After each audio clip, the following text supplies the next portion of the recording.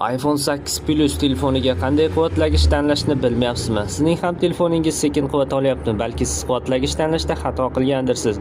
Unda sizga beradigan ma'lumoti manfaatli bo'ladi va telefoningiz sizga uzoq xizmat qiladi deb o'ylayman. Batareya sig'imi 2691 ming mAh.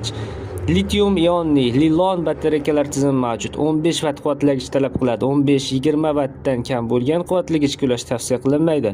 Bu telefon batareyasi tez ishdan chiqishiga, shishib ketishiga olib keladi. Simsiz quvvatlash tizimi mavjud. 7,5 vatt talab qiladi. Tezkor quvvatlash tizimi ham mavjud.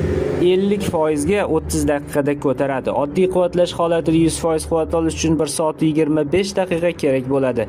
Internetdan foydalanganda 6 soat 52 daqiqa, videolar tomosha qilishda 10 soat 47 daqiqa, o'yinlar o'ynaganda 4 soat 11 daqiqa, kutish rejimida 99 soat, umumiy avtonomik holatida esa 18 soat 45 daqiqani tashkil qiladi.